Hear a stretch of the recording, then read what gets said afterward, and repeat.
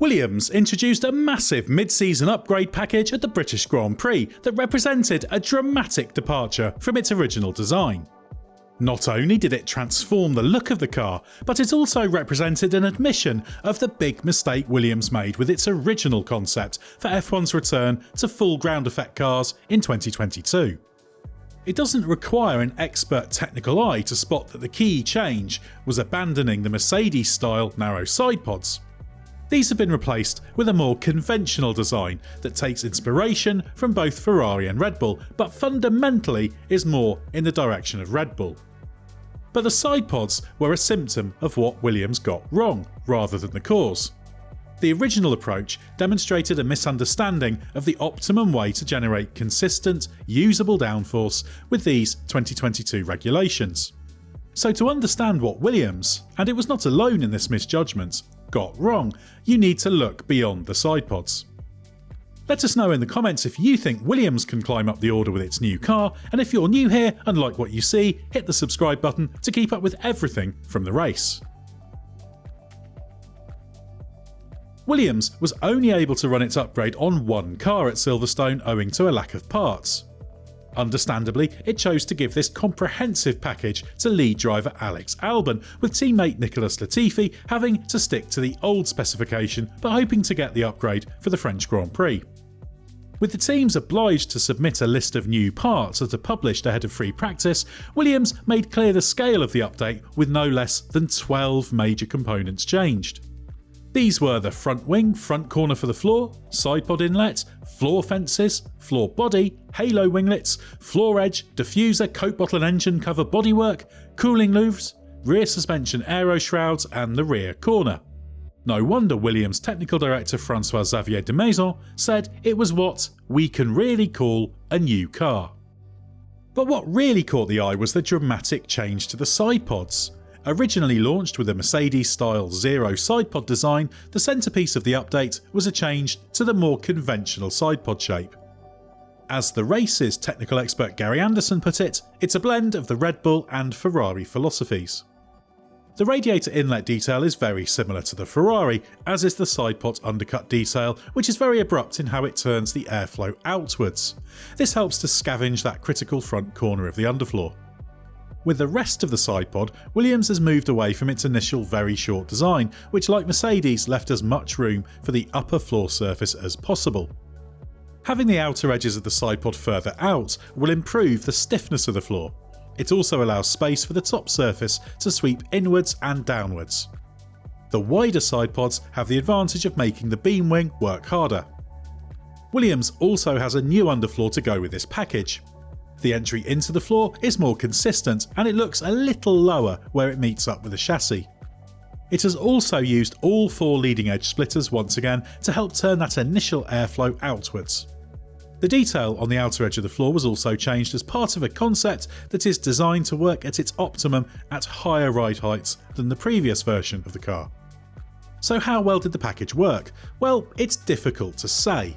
Rain in FP1 and qualifying meant Albon and Williams only had 36 laps of dry running in FP2 and FP3 to evaluate the car. After being eliminated in Q1, Albon was then eliminated in the first lap crash after being rear-ended by Sebastian Vettel after checking up because of Zhou Guanyu's massive crash. This fired him nose first into the pit wall and he then slid into Esteban Ocon's Alpine at turn 1, putting him out the race. More significantly, it also caused extensive damage that could leave Williams short of parts for the Austrian Grand Prix and delay Latifi getting the upgrade. But it did at least show promise, with a decent initial balance and good speed in the high-speed corners.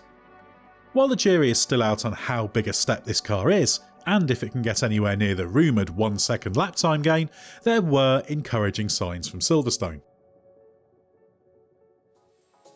The Silverstone changes meant a dramatic new look for the Williams FW44. It was far from the only team to fall into the trap, but the focus of the original car was on maximising the ground effect downforce by getting the car as low to the ground as possible. The sidepod design was part of this, reducing drag and minimising the effect of the front tyre wake, but not making the most of the potential for top body downforce. The wind tunnel and CFD numbers promised significant downforce provided the car could run low and stiff, something that proved impossible with the ride and porpoising problems every team has battled with to a greater or lesser extent. The need for a change of direction was clear to Williams very quickly, but it took time to design and produce the new parts. The expectation is that this direction will offer plenty of scope for future performance gains. The new car runs softer and higher than the original. The objective is to improve the performance in the slower corners where the previous version struggled for grip, and to have a good balance across a wide range of corner types. As de Maison puts it, it's a hybrid of the concept of the previous generation of cars with a higher ride height and the 2022 cars with their powerful ground effect underfloors. Effectively, Williams has realised it was a mistake to neglect top body downforce and focus almost entirely on the underfloor Venturi tunnels. The rationale for the Williams changes are logical, but it will take a few races before Williams and the watching world have a clear idea of whether it can turn the team from back marker to midfield force. So let's address the elephant in the room. If Williams was one of two teams to launch with ultra-narrow sidepods and has ditched them, does that mean the other one needs to? That team, of course, is Mercedes. Mercedes too has struggled with a car conceived to run low and stiff to maximise the underfloor aero, and while the team has left the door open to a sidepod change, technical director Mike Elliott has stressed that, just as with Williams, the sidepods are a symptom of a problem for Mercedes rather than the root cause. So we will be keeping a lookout for a change in the sidepod design for Mercedes, but whether that's this year or might not be until 2023 remains to be seen.